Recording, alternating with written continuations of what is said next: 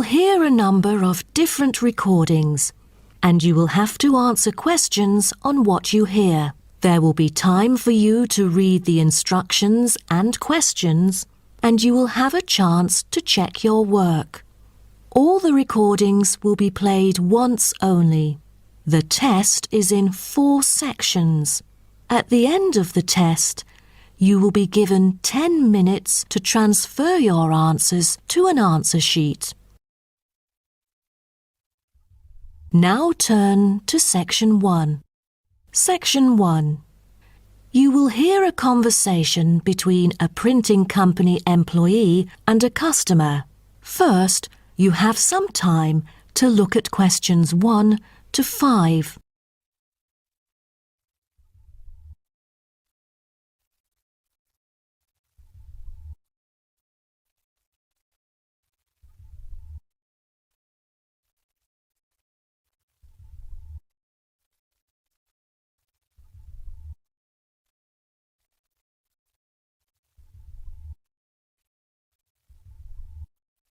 You will see that there is an example which has been done for you. On this occasion only, the conversation relating to this will be played first. Good afternoon. Welcome to Matrix Printing. I'm John Smith. How can I help you? Good afternoon. I'm here to reprint a brochure for our hotel. There are some pages that need revising. The customer says the brochure sample needs revising.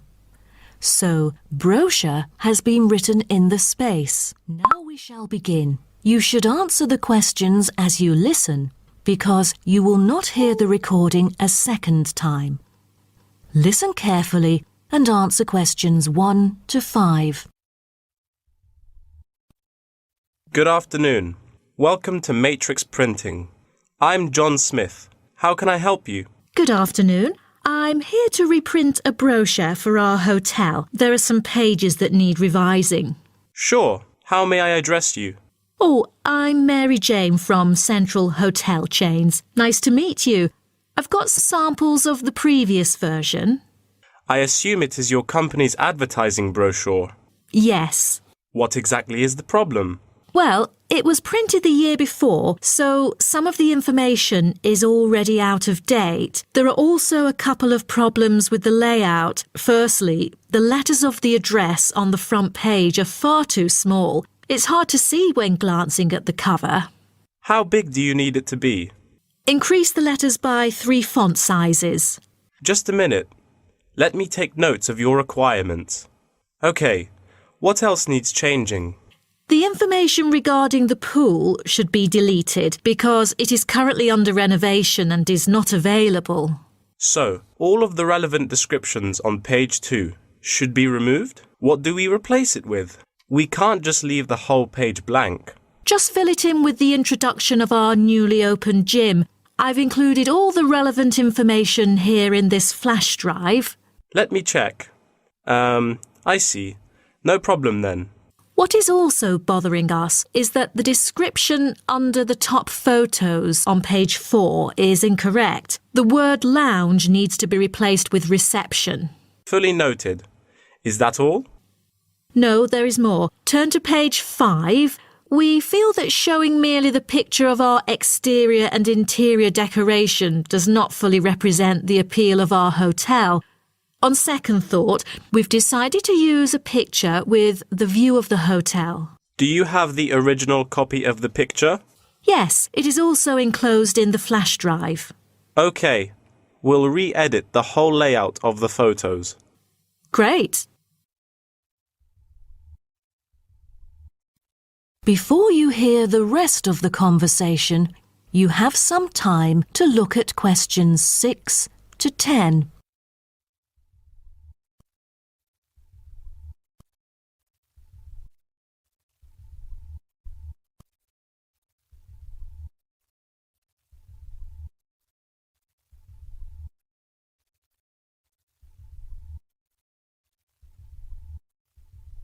Now listen and answer questions 6 to 10. Let's turn to the next page. Yes. What's wrong with that? It seems perfectly fine to me. At first sight, it seems fine, but according to the feedback of the customers, the prices do not stand out. So, we want to change the print from black to red to make it pop out. Okay, I've made notes of all of your requests. Is there anything else? I appreciate it. Just one final request. Could you translate the whole brochure into Spanish? We have customers worldwide, you know, especially those from Latin countries. No problem. What about other languages, like Japanese, Chinese, or German? These are our most popular target languages. I have to ask the manager about the Chinese version. There's been a surging number of Chinese clients during recent years. However, we don't need German or Japanese translations, as we currently don't have many customers from those two countries. Sure. Just keep me updated. So, roughly, when could we get the revised print? We need it before the end of July. It's late June now. Roughly, it'll take 3 weeks to re-edit. So it will definitely be ready before the deadline. Great. To where shall we send the samples? The address is number 9 Green Drive, Clifton, NY 21300. How do you spell Clifton? CLIFFTON, Clifton. And the telephone number? It's 9030366602. Also, if you have any further questions, you can reach me through this number. Okay. That is the end of section 1. You now have half a minute to check your answers.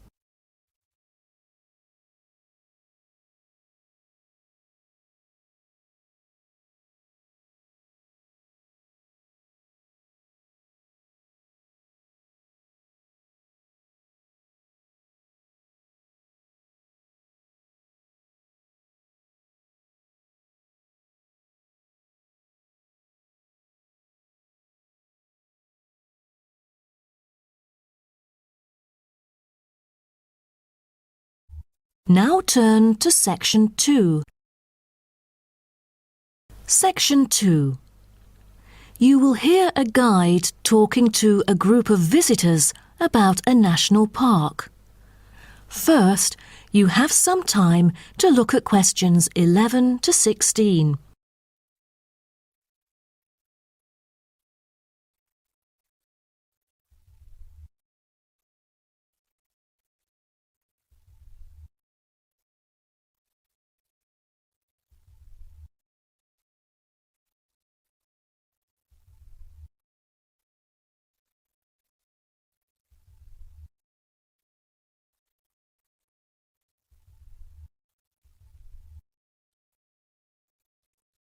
Now listen carefully and answer questions 11 to 16.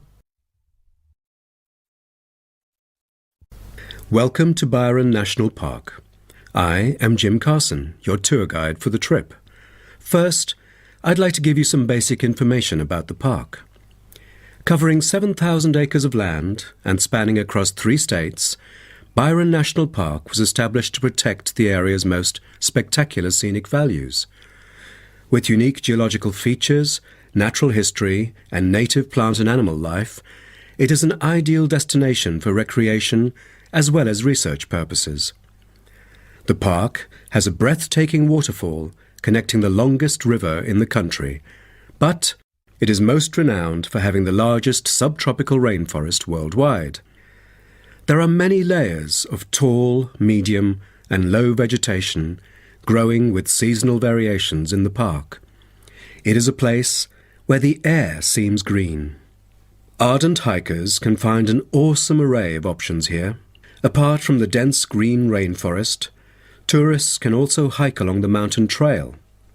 Despite the stunning view, taking photos is not advised on the way up, I'm afraid, as one might get distracted and the narrow trail by the sheer cliff is quite dangerous.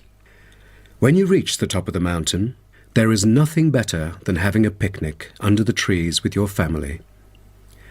Accompanied mostly by wildlife, walkers as well as cyclists may find the bush track a good choice for having a tranquil time to themselves.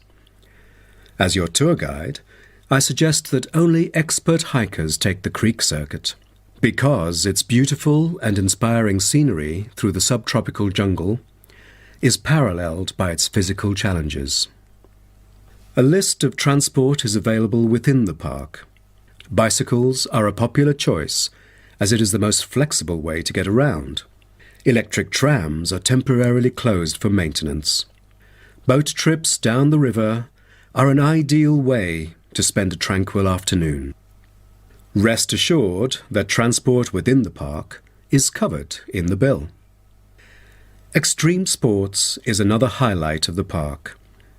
There are, for adventurous grown-ups, especially those who are comfortable with having a racing heart, scary as it may sound, it is actually safe to participate in extreme sports under strict instructions and close supervision. Abseiling is available regardless of the weather. It is a fun way to overcome fear of heights, gain new skills, and get an adrenaline rush. Bungee jumping and paragliding are also available, except for during the summer. At this point, you might worry about meals here. Well, even though there is only one restaurant in the park at the moment, the variety of dishes is astonishing. There are 2 meals included in the price. Just get your meal ticket at the reception before dining. Also, there is no need to make reservations or worry about availability, since there are plenty of tables. Before you hear the rest of the talk, you have some time to look at questions 17 to 20.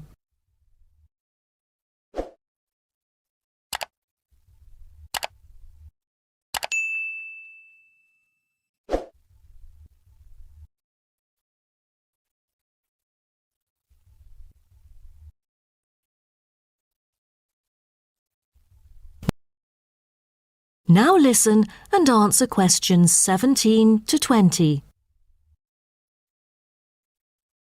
During your stay here, you might want to know what there is to do. Let's turn to the plan so I can familiarize you with the layout of the park. Most tourists would choose to stay in our guest house, located in the southeast corner. It features 63 tastefully appointed guest rooms, many of which offer spectacular views of the park. You'll find a home away from home at our guest house. But for those who want to experience the natural beauty up close, there is also a campsite. When you get out of the guest house, go straight ahead, turn right at the end of the road. To your left, there is a campsite amongst the trees where you could spend a night under the stars together with owls and chipmunks. If you look at the top left of the plan, you will notice a picnic area. You can either bring your own food, or we can deliver food to you. Barbecue is an option. The business centre is situated directly opposite the picnic area. It provides flexible, fully serviced offices, conferencing suites, meeting rooms, and is equipped with the latest multimedia facilities. Wired, as well as wireless, high-speed internet is available within the entire premises.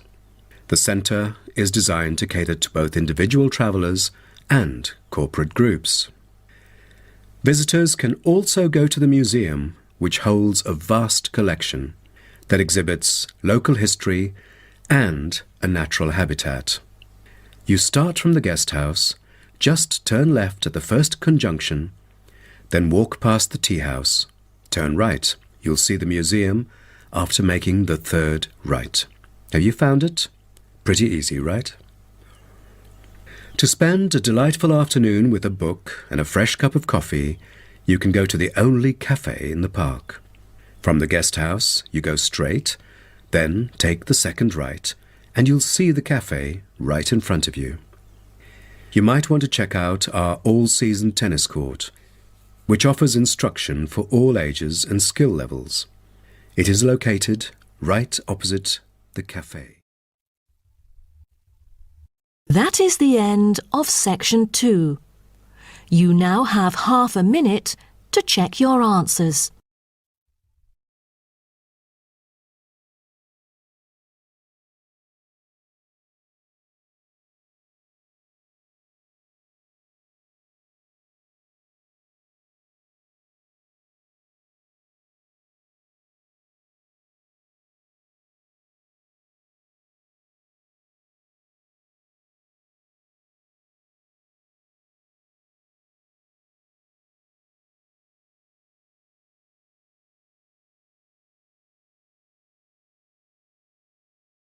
Now turn to Section 3. Section 3. You will hear two students called Helen and Paul talking to their tutor about a nursing course. First, you have some time to look at questions 21 to 24.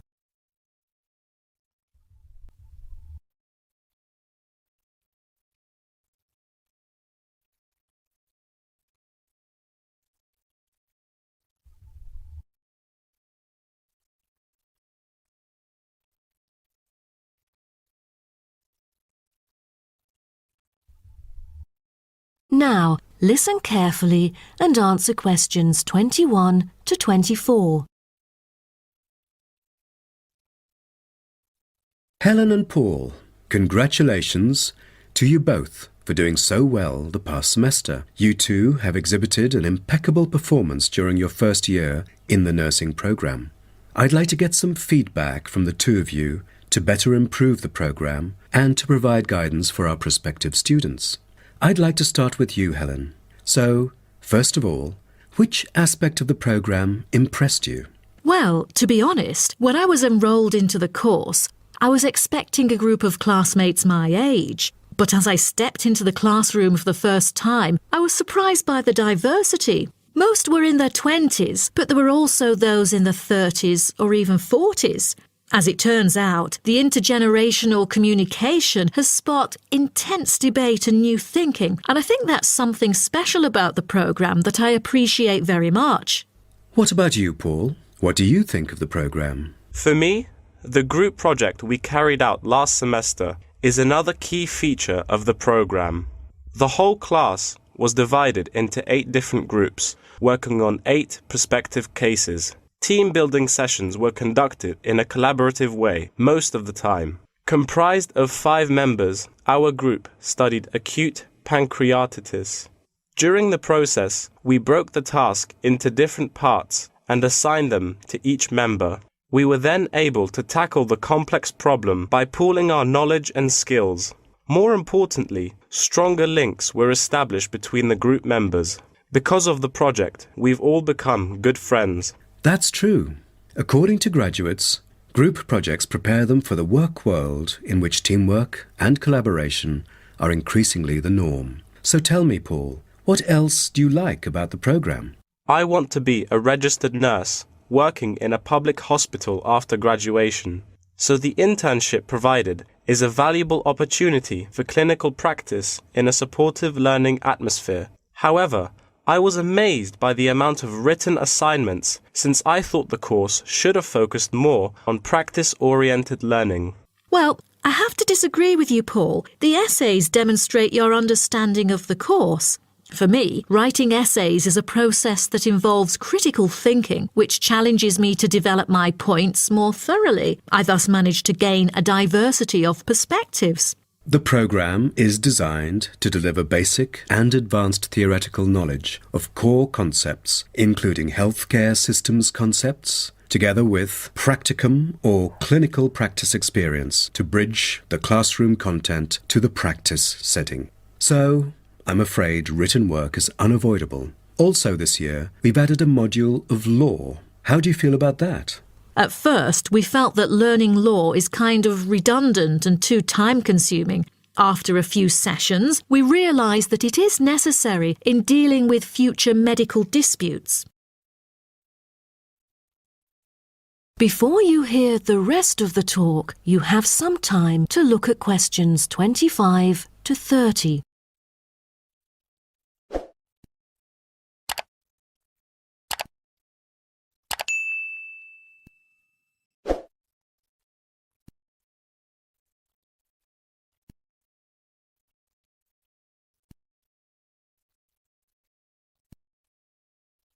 Now, listen and answer questions 25 to 30.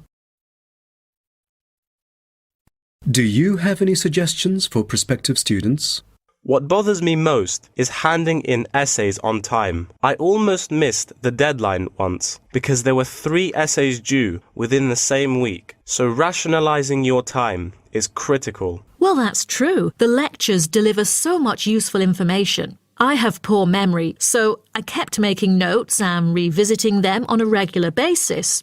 To my surprise, at the end of the semester, I have learnt the key concepts by heart. How was the research? I heard that it was quite challenging. How did you manage to overcome the difficulties? That's true. The majority of us had no clue how to carry out the research at first. Fortunately, when I was digging up reference materials at the library, I sought help from the librarian. She taught me about finding the appropriate resources and choosing the proper research methods. Have you checked out the online forum? Yes, it has become a habit for me to visit the forum regularly. In a sense, it extends classroom learning. It is where the students post academic problems that they come across and get support from the faculty members. Some of my classmates didn't do so well during the placement tests. I feel that background reading is necessary.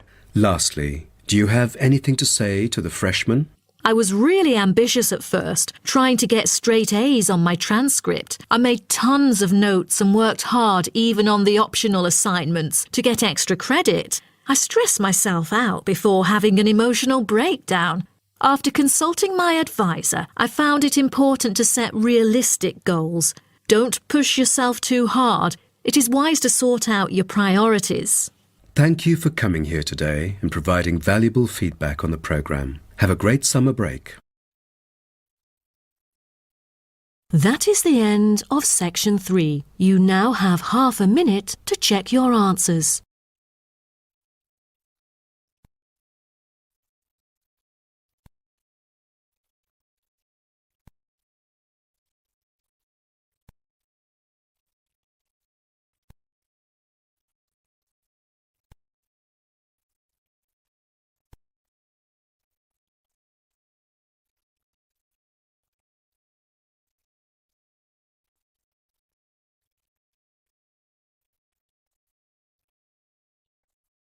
Now turn to section 4.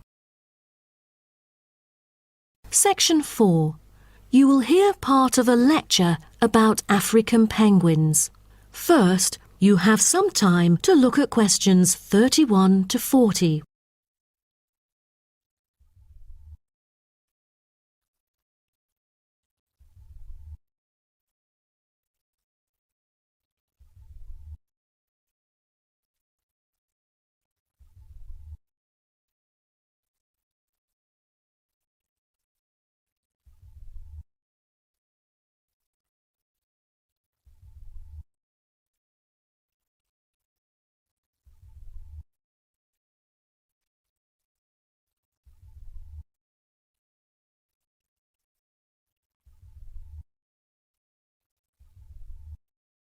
Now, listen carefully and answer questions 31 to 40. Good morning, everyone. Today's lecture is about a type of adorable animal, the penguin. When you think of penguins, you may picture them surrounded by snow and ice. But not all penguins live where it's cold. African penguins live in the southern tip of Africa. They are usually found within 40 kilometres of the shore and on a number of its surrounding islands. African penguins are also known as jackass penguins because they make donkey-like braying sounds to communicate. African penguins can keep their body temperature at a stable level, but their land habitat can get quite warm, so there are a number of ways for them to stay cool. They limit their daylight movements on breeding sites on land to early mornings and early evenings to avoid too much sun. The pink glands above their eyes can help them cope with the temperate climates. Like other penguins, African penguins spend most of the day feeding in the ocean, which also helps keep them cool. Being a type of small to medium-sized penguin species, African penguins average about 60 centimetres tall and weigh up to 3.6 kilograms. They have a black stripe and a pattern of unique black spots on their chest. Males are larger than females and have larger beaks. Even though they are categorised as birds, African penguins aren't able to fly because of their heavy bones. Their wings are more like flippers that make them particularly suited for life in the water. When they're on land, their flippers and their tails help them keep their balance and walk upright. African penguins begin to breed at the average age of 4. When a male and female pair up, they tend to breed together for the rest of their lives. Most other penguins nest and lay their eggs out in the open, but African penguins have a different approach. They dig holes under bushes out of their own excrement, called guano, so they are sheltered from the sun and predators. The African penguins survive on a diet that is comprised mainly of marine organisms. They feed primarily on fish like sardines, along with the occasional squid and shellfish. But when normal food is in short supply, they eat tree roots as well. The streamlined body of the African penguin allows it to move through the water like a rocket, capable of reaching a speed of around 20 kilometers per hour when hunting for food.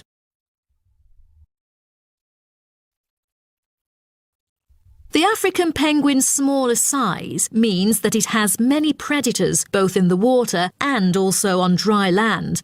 Their natural predators at sea include seals and sharks. The biggest threat to them on land is not just towards the adult penguins. The penguin chicks are sometimes taken by seagulls into the air and dropped from above. The seagulls could thus feed on them.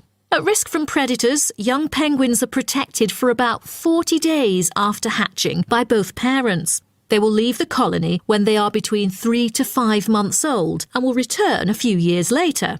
The entire surface of their body is densely covered with feathers, which fall off during the winter. This process is called molting and takes about 3 weeks to complete. During that time, they are unable to forage. Therefore, prior to this, African penguins spend about 5 weeks laying down fat deposits. They generally live between 10 to 15 years. However, many do not reach their full lifespan. Their population has drastically declined. Approximately 120,000 African penguins remain in the wild, and their population has decreased by 90% in the past 60 years. They are considered to be vulnerable and have been listed as being endangered. 2 major factors have contributed to their decline. They are struggling for nesting space due to human disruption and competing for food due to overfishing and pollution. With the limited number of breeding pairs, survivorship becomes difficult for African penguins. This makes them especially vulnerable as environmental conditions change or an outbreak of a disease occurs. For instance, avian malaria has caused 27% of the captive breeding penguins' deaths annually. The more genetic diversity there is within a species, the higher the likelihood that at least some of the individuals will adapt and survive. That is the end of section 4. You now have half a minute to check your answers.